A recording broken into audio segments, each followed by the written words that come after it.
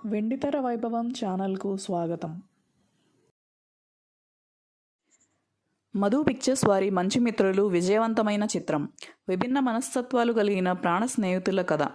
కృష్ణ, శోభన్ బాబు ముఖ్య పాత్రలు ధరించారు. విజయ నిర్మల కథానాయిక. తాతినేని రామారావు దర్శకుడు. పి మల్లికార్జునరావు నిర్మించారు.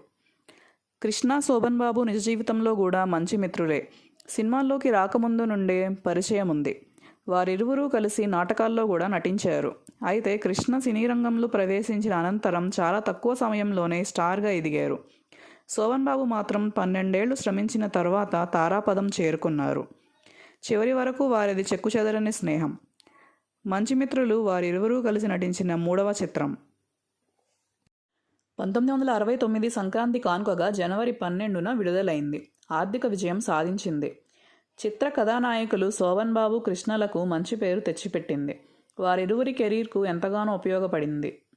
దర్శకుడు తాతినేని రామారావు కూడా చక్కని పేరు సాధించుకున్నారు. చిత్ర కథను ఆయన ఆద్యంతము రసవత్తరంగా నడిపించారు. చిత్ర విజయానికి కారకులయ్యారు. మంచి మిత్రులు చిత్రంలో శోభన్ బాబు, కృష్ణలకు సమాన ప్రాధాన్యత కలిగిన పాత్రలు లభించాయి. పోటాపోటీగా నటించారు. తమకు దక్కిన అవకాశాన్ని సద్వినియోగపరుచుకున్నారు. చిత్ర కథానాయకులు గోపి, శ్రీను విభిన్న దృక్పథాలు కలిగిన వారు. ఇరువురు విద్యావంతులే. గోపి ముక్కుసూటి మనిషి, కానీ శ్రీను నెమ్మదస్తుడు. ఆలోచించి నిర్ణయాలు తీసుకునే నైజం. గోపికి తల్లి, ప్రాణప్రదమైన చెల్లి ఉంటారు. తల్లితో విభేదించి ఇంటి నుండి నిష్క్రమిస్తాడు. వేరే ఊరు చేరుకుంటాడు. అక్కడ ఏకాకిగా జీవించే శ్రీను పరిచయం అవుతాడు. క్రమంగా మంచి స్నేహితులవుతారు. ఆవేశపరుడైన గోపి వచ్చిన ఉద్యోగం పోగొట్టుకుంటాడు. శ్రీను అతడిని మందలిస్తాడు. దీంతో ఇద్దరికి విభేదాలు తలెత్తుతాయి. జీవితంలో ఎవరు గొప్పవారవుతారో తేల్చుకుందామని పందెం వేసుకుంటారు. 5 ఏళ్ల తర్వాత అదే రోజున కలుసుకునే విధంగా ఒప్పందానికి వస్తారు. చెరో దారి ఎంచుకుంటారు. అక్కడి నుండి వారి జీవితాల్లో అనూహ్య ఘటనలు చోటు చేసుకుంటాయి. గోపి కాలానికి ఎదురెదవలసి వస్తుంది. అన్ని అపజయాలే ఎదురవుతాయి. గత్యంతరం లేని పరిస్థితుల్లో దొంగగా మారతాడు.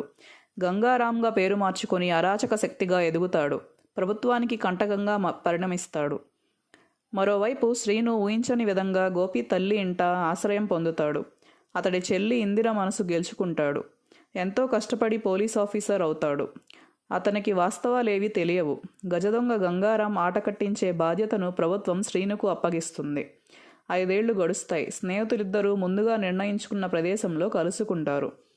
వాస్తవంలోకి వచ్చి ఇద్దరూ నిర్ఘాంతపోతారు. వారు తేరుకునేలోగా అనుకోనిది జరుగుతుంది. గోపిపై ఒక పోలీసు అధికారి కాల్పులు జరుపుతాడు. శ్రీను చేతుల్లో గోపి ప్రాణాలు విడుస్తాడు. ఈ విధంగా కథ విషాదాంతమవుతుంది. గోపిగా కృష్ణ, శ్రీనుగా శోభన్ బాబు, ఇందిరగా విజయ నిర్మల చక్కగా నటించారు. 1969 సంక్రాంతికి ఎన్టీ రామారావు నటించిన వరకట్నం, అక్కినేని నటించిన అదృష్టవంతులు రిలీజ్ అయ్యాయి. 2 చిత్రాలు విజయం సాధించాయి. మంచి మిత్రులు ఈ 2 సినిమాలతో పోటీ పడింది. జయకేతనం ఎగురవేయగలిగింది.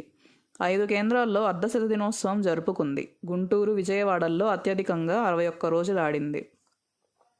శ్రోతలను ఎంతగానో ఆకట్టుకున్న ఎన్నాళ్ళో వేచిన ఉదయం ఈనాడే ఎదురవుతుంటే పాట ఈ చిత్రంలోనిదే. ఘంటసాల, ఎస్పి బాలసుబ్రహ్మణ్యం పాడారు. స్వరకర్త కోదండపాణి.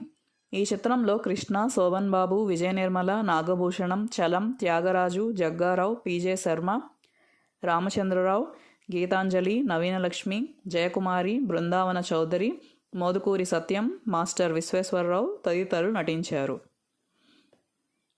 మాటలు బమిడిపాటి రాధాకృష్ణ. సంగీతం ఎస్పి కోదండపాణి. ఛాయాగ్రహణం ఎస్ వెంకటరత్నం. పాటలు ఆరుద్ర, దాశరథి, డాక్టర్ సి నారాయణరెడ్డి. ఛాయాగ్రహణం ఎస్ వెంకటరత్నం. కళ ఎస్ కృష్ణారావు. నృత్యాలు శ్రీనివాస్. నిర్మాత పి మల్లికార్జునరావు. దర్శకుడు తాతినేని రామారావు. విడుదల నవయుగ ఫిల్మ్స్.